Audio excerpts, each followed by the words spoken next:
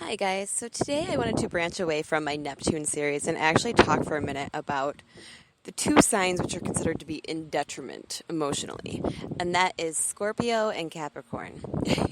As a Scorpio moon, I don't know if we just like birds of a feather flock together or something like that. I just know that I have connected with a lot of Capricorn moons in my time, and yeah, we are. We're messed up people. But we're not messed up. That's not a good way to put it. It's like the reason why they consider the moon signs Capricorn and Scorpio to be in detriment is because they are the two moon signs that can't be nurtured very easily. It's a lot of that has to do with the fact that their relationships with, well, I mean, I can't really say that because that sounds horrible, but it does have a lot to do with like the way that they were raised and shaped to view like the relationship with their mother as a child. And like the fact that they weren't necessarily nurtured in the best way possible for them as children. So they grow up to kind of, they say, I hate this like terminology because they say that Scorpio moons and Capricorn moons are bad at nurturing others. And depending on all the other placements in your chart, this really isn't necessarily true. But I do know that there is like a trend between like Capricorn and Scorpio moons that I have seen personally, and it has a lot to do with the fact that they are just both very distrustworthy of people. They don't trust people to necessarily, I think a good way to put it would be to understand them. They are both very, very private in regards to how they're feeling, and they both kind of have to work things out on their own without the help of other people. Unless you do yourself a favor as a Scorpio or a Capricorn moon and you find yourself another Scorpio or Capricorn moon. Because I have noticed with like these people, like I can actually like really develop like deep connections simply because we would just kind of like get each other in that area. We still like don't enjoy seeing like the other like upset. We don't necessarily understand each other. That's a very big thing to point out. Like, even though they are both detriment signs, like Scorpio moons and Capricorn moons still do not really understand each other emotionally, simply because their reasonings behind the way, like, that they are the reasonings behind, like, why they are both, like, quote unquote, in detriment are very, very different. Capricorn moons normally are raised in a way that they are not instilled, that's not a good way to put it, because it's more so just like the way that they personally shape their emotional nature as a like devoutly responsible person. These people, like I said in one of my videos about Mars in Capricorn being somebody that like when they're angry, they like don't get angry, they get ambitious.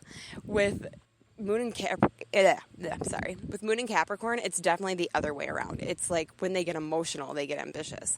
Like a lot of the Capricorn moons that I have met, they don't necessarily express their emotions in like a touchy-feely kind of way. There's like a lot more like coolness and like aloofness to it. It's almost as if they're like disconnected from their emotions, yet they are still very, very emotional people, and probably some of the like most devoutly loyal people you will ever meet. Like definitely, like. Especially if you can somewhat understand them. Like, for Capricorn or Scorpio moon to have somebody actually kind of understand your emotional nature and, like, be able to, like, somewhat nurture you, it's like a gift. One of the things about Capricorn moons and Scorpio moons, which I can't speak for Capricorn moons, but I can speak for Scorpio moons, is that for me personally, like, Scorpios are people with, like, strong Pluto influences or Scorpio influences in their chart that I'm, like, in synastry that I'm, like, touching on. They're great for me because they can understand like Scorpio energy. So when they like, after spending a long time with them, they can kind of see like how my emotional nature is. Like I'm not the kind of person that like will ever just randomly like open up and like spill my heart and soul to somebody unless I feel like I can trust them, quote unquote. And with a Scorpio moon, and maybe it's because mine is in my first house, I'm not really sure, but like it's not really hard for me to, at this point in my life, read and gauge like who I can trust. But a lot of the like deep, deep emotions that are involved, like those don't come out for like a really long time with people. Like I'm not gonna like share that intensity with other people because the majority of my life, like that intensity has scared the shit out of others. With Capricorn, they're more so known for kind of suppressing and like not dealing with like the side of them that wants to be nurtured. So like if you can get a Capricorn moon to like come to you when they're upset, the best thing that you can do for that Capricorn moon is just tell them that everything's going to be okay. Like they already know this. Like these fuckers are like literally like strong as hell, like emotionally, but like the best thing that you can do for them is not to even attempt to like offer them assistance or like try to give them like an answer. The best thing you can do is just like hold them and tell them that it'll be all right. That's what I know about Capricorn moons. Scorpio moons, probably the best way that you can nurture them is to like show them that you're going to be there. Show them that even though, because I know as a Scorpio moon personally, like I just feel like an alien around most people. Like my emotions are so deep and so like intense that like when I meet somebody that can actually like handle that, which has been very few and far between within my life, like that person means a lot to me. And it's really, really hard for me to give that side of my personality to somebody because I am so private that like when I find somebody that I feel like quote unquote like at home with in regards to like emotionality, whatever, like it's a very, very, very good feeling. And so the best thing you can probably do for a Scorpio moon is just make them feel like they can trust you, like you're not going to like screw them over, because those are definitely two things that both of those moon signs struggle with.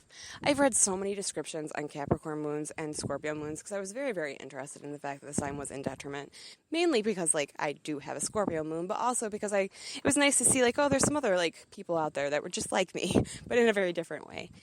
And each sign, like, you can be, it doesn't detriment, don't take that as like a label on your head, like just consider yourself like different and like special because of the way that you experience emotion, I guess you could say. I don't know, that's how I always take even like the most like negative like aspects and stuff like that. Like if you learn to like work with that energy well, then there's nothing wrong with you. One of the big things with Scorpio and Capricorn moons is that a lot of these people, when they're like super emotional, because their moon sign is in detriment and they have never really, well, not never, but like they raise themselves in a way that like they have to learn to nurture their own emotions. They like have to be able to be given the freedom to like go off and like handle their shit in like a timely manner.